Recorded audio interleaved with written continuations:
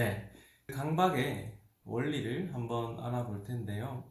강박은 다른 증상과는 다르게 다른 관점에서 접근해야만 합니다.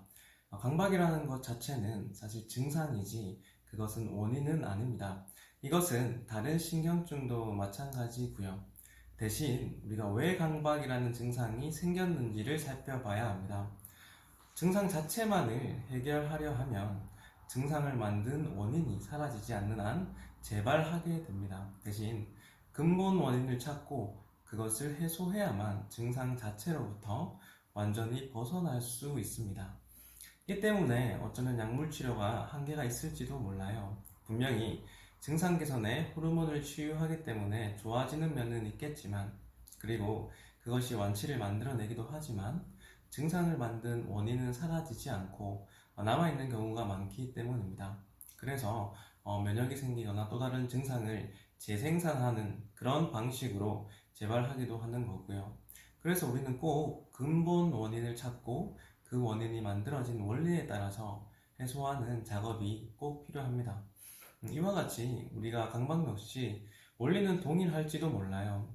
하지만 그 다른 신경증과는 조금 다른 점도 있습니다. 왜냐하면 강박 증상의 근본 원인을 발견하고 제거하기 위해서 우리가 강박이라는 그 증상 자체에 대한 치료가 전제되어야 하기 때문입니다. 이게 사실 이해하기 힘든 부분일 수도 있어요. 그래서 조금 더 구체적으로 설명을 드리겠습니다. 그동안 우리가 강박증을 해소하기 힘들었던 이유 중 하나는 증상을 멈출 수 없었기 때문이에요. 그러니까 우리가 증상을 해소하기 위해서는 일정 이상의 어떤 그것을 이겨낼 수 있는 정신적 에너지가 필요하고, 그것을 활용해서 내가 가지고 있는 그 감옥 구조를 해체해야만 합니다. 하지만 강박은 마치 구멍이 난 풍선처럼 계속 그곳으로 물이, 공기가 새고 있기 때문에, 그러니까 새고 있는 댐처럼 그 에너지가 계속 빠져나가고 있어요. 그래서 손 쓸 방법이 없는 상태와 같았습니다. 이미 그 빠져나가고 있는 출구인 이 강박이라는 것에 몰입되고 집중하고 있는 상태이기 때문에 우리가 다른 작업을 할 수 없는 상태와 같았습니다. 그래서 꼭 필요한 것이 이 새어나가고 있는 에너지를 봉쇄하는 작업이었어요. 이것이 강박 증상 자체에 대한 치료가 전제되어야 한다라는 말의 의미가 되겠습니다. 기본적으로 이 증상은 억압과 결핍이 대체되어진 것이에요. 강박은 본래 의도했던 어떤 결핍을 충족하기 위해서 차선으로 대신 선택되어진 어떤 결과입니다. 우리가 쉬운 설명을 위해서 제가 비유를 들어 볼게요. 만약에 뚜껑이 여러 개 달린 주전자가 있다라고 생각해 보겠습니다. 그런 뚜껑이 여러 개인 주전자가 있다면 물을 끓게 했을 때 아마도 가장 약한 뚜껑이 먼저 열리면서 수증기가 분출할 거예요. 강박은 이렇게 생각하시면 돼요. 가장 약하고 열리기 쉬운 뚜껑이 선택되어진 결과물이라고, 그렇게 생각하시면 됩니다. 좋아요. 그래서 이 비유를 통해서 우리가 강박의 두 가지 특징을 한번 살펴볼 수 있을 것 같아요. 첫 번째는 강박은 항상 실패 지점이 명확하게 존재한다라는 겁니다. 강박증을 가지고 있는 내담자분들의 대부분은 이것이 언제부터 시작했는지에 대한 시작 지점을 명확하게 기억하는 경우가 많습니다. 그 이유는 뭐냐면 뚜껑이 열리기 전과 후가 물리적으로 완전히 다른 삶의 경험을 제공하기 때문입니다. 그리고 그 시작 지점에는 내가 이루기 힘든 어떤 성공에 대한 실패 지점이 있습니다. 절대 일어나서는 안 될 어떤 장면이 있는 것이고요.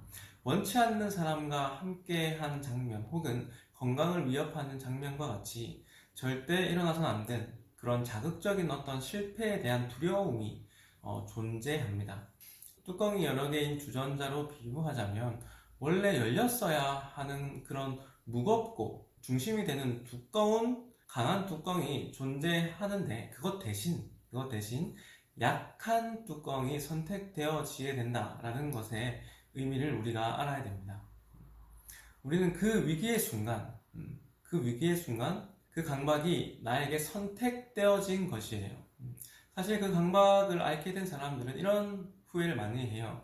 그런 상황이 나에게 일어나지만 않았으면 나는 이런 강박에 걸리지 않았을 텐데 라고 생각하면서 그 순간, 그 선택되어진 순간에 대한, 그 장면에 대한 굉장히 억울함을 토로하기도 합니다.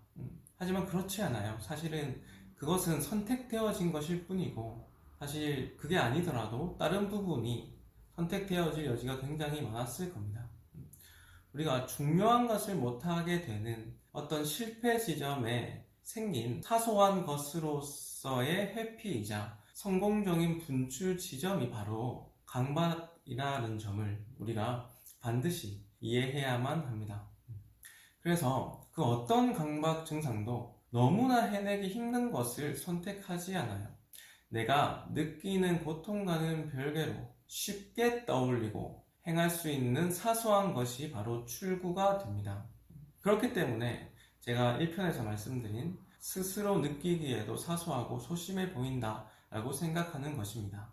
이것의 두 번째 특징은 바로 이렇게 한번 뚫린 출구는 잘 막히지 않는다라는 거예요.